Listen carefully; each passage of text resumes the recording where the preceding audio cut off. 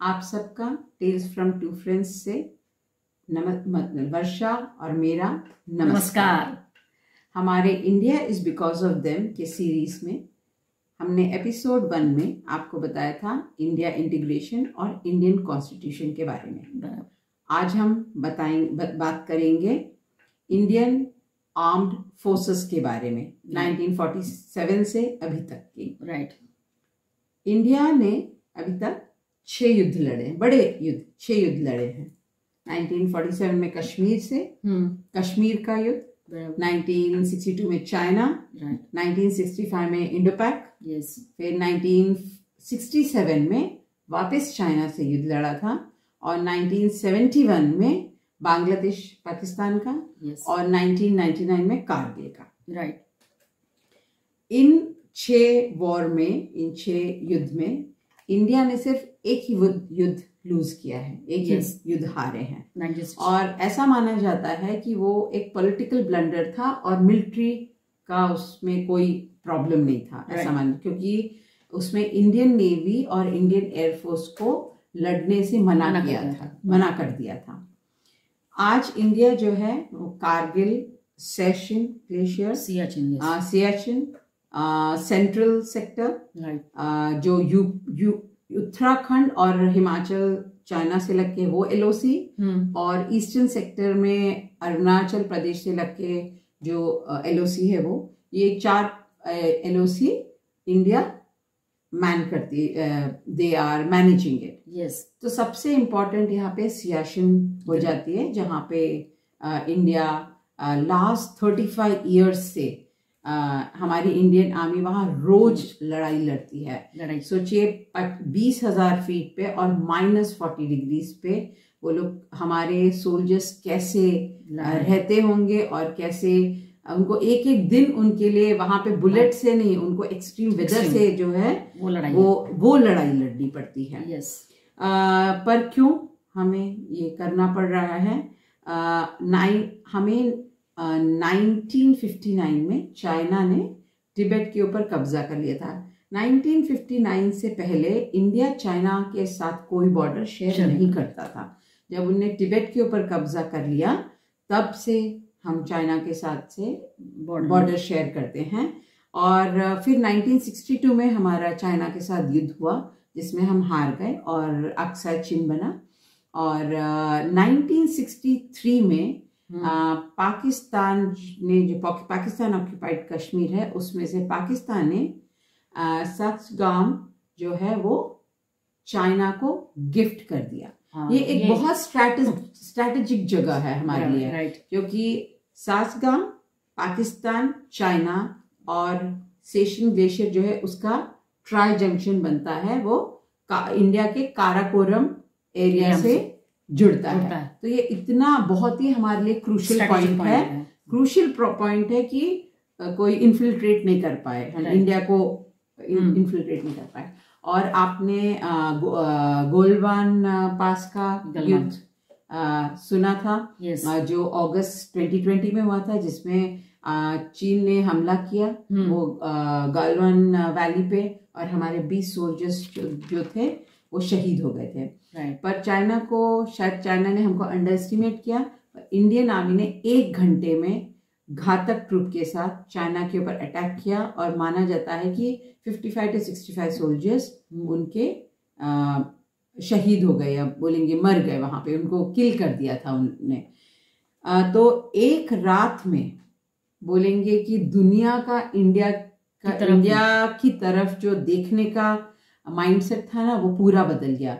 China का totally India की तरफ जो थॉट प्रोसेस था बदल गया। उनको तब समझा कि शायद व्हाट इंडिया कैन डू।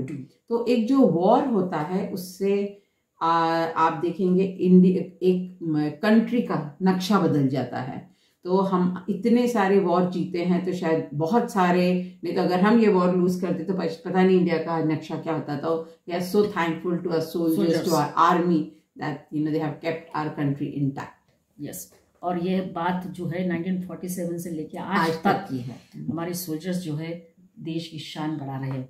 कितनी ही बाधाएं आई है, लेकिन हम हर बाधाओं को पार करते विजयी हुए हैं। जैसे अटल बिहारी वाजपेयी जी ने एक कविता में लिखा है, बाधाएं आती है आए, बाधाएं आती है आए, घिरे प्रलय की घोर घटाए, पाँव के नीचे अंगारे, सिर पर बरसे यदि ज्वालाए, निज हाथों से हंसते हंसते आग लगाकर जलना होगा, कदम मिलाकर चलना होगा, कदम मिलाकर चलना होगा। और हमारे जवान जो है कदम से कदम मिलाकर हमेशा चलते हैं, तैयार रहते हैं हमारे देश को बचाने के लिए।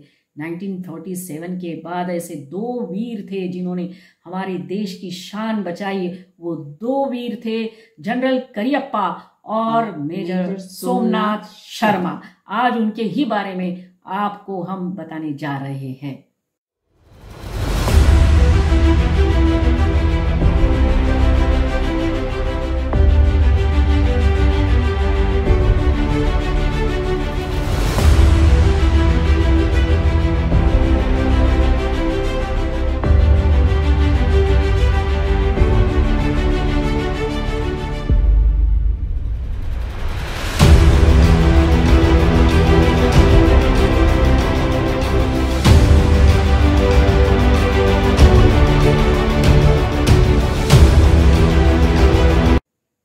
मधु मैडम, आपको पता है कि करियप्पा जी हमारे पहले इंडियन आर्मी के चीफ कैसे बने? नहीं बताइए। इसके पीछे बहुत ही इंटरेस्टिंग एक कहानी है कि देश को आज़ादी मिलने के बाद एक बार ऐसा हुआ कि मीटिंग हो रही थी, नेहरू जी और सारे नेता थे और सारे ऑफिसर्स आर्मी के बस बैठे हुए थे, जिसमें ये बात चर्चा में थी कि किसे हमारे आर्मी का चीफ बनाया जाए। तभी नेहरू जी ने कहा कि मैं समझता हूं कि हमें किसी ब्रिटिश को इंडियन आर्मी का चीफ बनाना चाहिए, क्योंकि हमारे पास सेना को लीड करने का एक्सपीरियंस नहीं है। बस वो बात खत्म हुई और वहाँ नेता जो बैठे थे वो उन्होंने हाँ बोला, क्योंकि तब ऐसा होता था कोई विरोध नहीं करता था नेहरू जी का। और तभी एक आवाज़ मीटिंग में जो बैठे थे उनकी आई और उन्होंने बोला, सर मैं कुछ कहना चाहता हूँ। पंडित नेहरू जी ने कहा कि आपको जो कहना है कहिए। तो उस जो ऑफिसर थे उन्होंने बोला कि हमारे पास तो देश को लीड करने का भी एक्सपीरियंस नहीं है, तो क्यों ना हम किसी ब्रिटिश को प्राइम मिनिस्टर बना दें। सभी लोग शांत हो गए क्योंकि ये बहुत बड़ा स्टेटमेंट था। नेहरू ने पूछा कि क्या आप आर्मी चीफ बनना चाहोगे? तो एक गोल्डन चांस उस आर्मी ऑफिसर के पास था, लेकिन उन्होंने ऐसा नहीं किया। उन्होंने कहा कि सर हमारे बीच में एक ऐसे व्यक्ति है जिनको ये जिम्मेदारी दी जा सकती है और उनका नाम है जनरल करियप्पा जी। और बस वो उस मीटिंग में तय हो गया कि करियप्पा जी को पहला आर्मी चीफ नियुक्त किया जाए। जिन्होंने उनका नाम सजेस्ट किया था वो उस ऑफिसर का नाम है जनरल नाथू सिंह राठौड़। और इस तरह से करियप्पा जी हमारे पहले आर्मी चीफ बने। तो ये कहानी थी उसके पीछे कि कैसे वो आर्मी चीफ बने। भारत को आज़ादी मिली, लेकिन भारत पार्टीशन के दर्द से गुजर रहा था। उस दर्द से उभरने का मौका भी नहीं मिला और नवंबर 1947 में पाकिस्तान ने भारत पर आक्रमण कर दिया। जम्मू एंड कश्मीर में पाकिस्तानी कबालियों ने उधम मचा रखा था। पाकिस्तानी सेना श्रीनगर की ओर तेजी से बढ़ रही थी। कश्मीर के हालात तेजी से खराब हो रहे थे। तभी जनरल करियप्पा ने तुरंत जनरल थिमैया को जम्मू कश्मीर फोर्स का प्रमुख नियुक्त कर दिया। लेह जाने वाली सड़क तब तक नहीं खोली जा सकती थी जब तक भारतीय सेना का जोजिला, द्रास और कारगिल पर कब्जा नहीं हो जाता। ऊपर के आदेशों की अवहेलना करते हुए जनरल करियप्पा ने वही किया। अगर उन्होंने ऐसा नहीं किया होता तो आज लेह भारत का हिस्सा नहीं बना होता। उनकी बनाई गई योजना के तहत भारतीय सेना ने पहले नौशेरा और झंगर पर कब्जा किया और फिर जोजिला, द्रास और कारगिल से भी हमलावरों को पीछे धकेल दिया। इसका मतलब ये है कि आज जम्मू कश्मीर जो है जो हिस्सा हमारे पास है उसका पूरा श्रेय भारतीय सेना के साथ साथ जनरल करियप्पा को भी जाता है। तो हमने देखा कि जनरल करियप्पा जी ने किस तरह से हमारे देश की शान को बरकरार रखा। तो आपको पता है मधु मैडम कि करियप्पा जी जो थे वो हमारे इंडियन आर्मी के पहले चीफ बने, आर्मी चीफ बने। हाँ, जो आज़ाद जब हम हिंदुस्तान की बात हो रही है तब वो तारीख, जिस दिन की तारीख थी जब वो चुने गए थे, तारीख थी 15 जनवरी, और इसीलिए हमारे देश में 15 जनवरी को सेना दिवस मनाया जाता है। जनरल करियप्पा ने कई साल भारत का नेतृत्व किया। 1947 में इंडो पाक वॉर से लेके पश्चिमी सीमाओं पर जितनी भी बार कुछ भी हुआ तो हमेशा करियप्पा जी एक पहाड़ की तरह, चट्टान की तरह खड़े रहे। फिर अपनी अभूतपूर्व योग्यता जो थी और नेतृत्व के गुण से करियप्पा बराबर प्रगति करते रहे। उन्होंने अनेक उपलब्धियों को हासिल किया, प्राप्त किया। अनेक मोर्चों पर उन्होंने भारतीय सेना का सफलता से नेतृत्व किया। ब्रिटिश सरकार ने उनको सेना में deputy chief of general staff के पद पर नियुक्त किया था और 1949 में करियप्पा को कमांडर इन चीफ बनाया गया था। राइट। करियप्पा की सेवा के क्षेत्र में स्मरणीय योगदान के लिए 1979 में भारत सरकार ने उन्हें फील्ड मार्शल की मानद उपाधि देकर सम्मानित किया।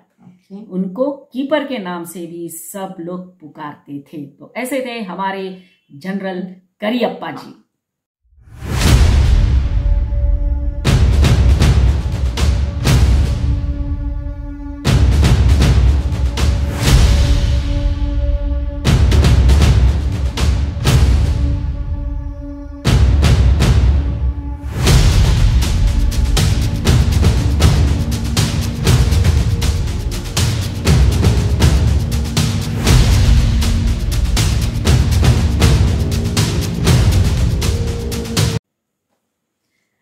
मधु मैडम, मुझे आप ये बताइए या हमारे दर्शकों को आप बताओ कि किस तरह से सोमनाथ शर्मा जी ने हमारी आन बान शान बचाई थी उस लड़ाई में। तो ये मेजर सोमनाथ शर्मा आपको मालूम है सिर्फ 24 साल के थे। Oh my God. जब वो शहीद हो गए थे लड़ते हुए। अच्छा। सरहद पर। उनका फैमिली बैकग्राउंड जो है ना वो पूरा मिलिट्री का है। उनके फादर, उनके भाई और उनके बहुत सारे रिलेटिव्स, ये लोग सब मिलिट्री बैकग्राउंड वाले हैं। By the way Somnath Sharma ji world war 2 में बर्मा में लड़े थे। इंडिया के लिए, जापान के अगेंस्ट, रादर ब्रिटिशर्स के लिए जापान के अगेंस्ट लड़े थे। और अक्टूबर 1947 में जब फर्स्ट कश्मीर वॉर जिसको बोलते हुआ था, आपको मालूम है उनका हाथ जो था ना फ्रैक्चर था। तो वो हॉकी खेल रहे थे तो फ्रैक्चर हो गया था। तो उनको बोला कि आप वॉर पे नहीं जा सकते। उनने बोला नहीं सर, ये मेरी टीम है, मैं उनको अकेले कैसे छोड़ सकता हूँ। तो मेजर शर्मा अपनी डी कंपनी को लेके निकले श्रीनगर के लिए। तो उन लोग का काम था पेट्रोलिंग करना। और पेट्रोलिंग में उनका ऑब्जेक्टिव था कि श्रीनगर की तरफ जो भी घुसपैठ आ रहे हैं उनको चेक करना कि वो नॉर्थ से श्रीनगर की तरफ आने की कोशिश ना करें। तो ये लोग 3 नवंबर को डी कंपनी और दो कंपनी के बैच को उन लोगों ने वहां पे भेजा पेट्रोलिंग के लिए। और 2 बजे दोपहर तक कुछ भी नहीं हुआ, कोई मूवमेंट नहीं दिखा। तो उन्होंने बोला चलो खाना खाने का टाइम हुआ शायद, उन्होंने बोला घर जाते हैं करके श्रीनगर। तो 2 कंपनीज चली गई। उनने जो मेजर सोमनाथ के कमांड में डी कंपनी थी उनको बोला आप 3 बजे तक यहाँ देखिए। ओके। तो जब वो 2 कंपनी चली गई, इनकी वहां पे थी, तो 2:35 को एग्जैक्टली 700 इन्फिल्ट्रेटर्स ने, घुसपैठियों ने उन पे अटैक किया। और ये लोग इतने कम लोग थे, फिर भी मेजर शर्मा ने अपनी डी कंपनी के साथ, इन लोग ने इतनी ज़्यादा हैवी फायरिंग हो रही थी, उनको तीनों तरफ से घेर लिया था और उनका हाथ टूटा हुआ था।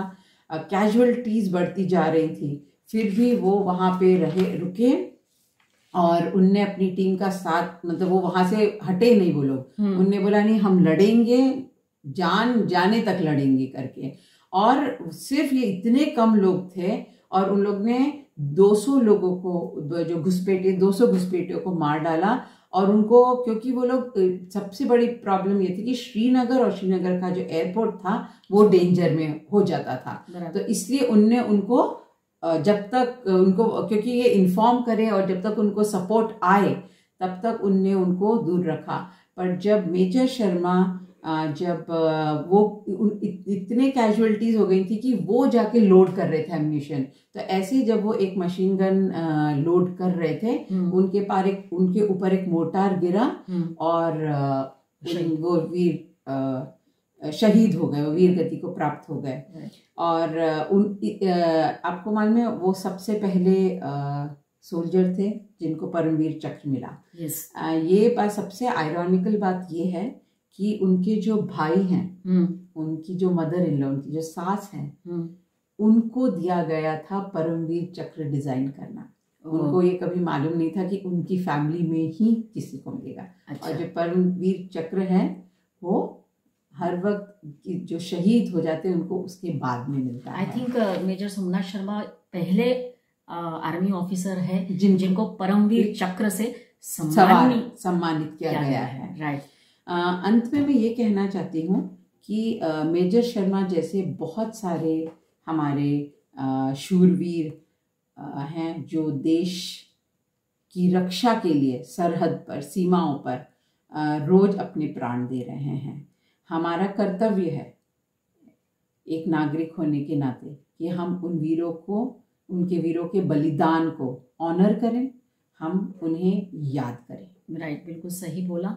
आज हमारा देश जो भी है वो उनकी वजह से है, और इसीलिए हम ये कहते हैं India is because of them. अगले एपिसोड में हम फिर मिलेंगे नए कहानी के साथ। तब तक के लिए धन्यवाद। जय हिंद। अगर आपको हमारा ये एपिसोड अच्छा लगा हो तो प्लीज जरूर लाइक करिए, शेयर करिए और सब्सक्राइब करिए और कमेंट करना मत भूलिए। Thank you. नमस्कार।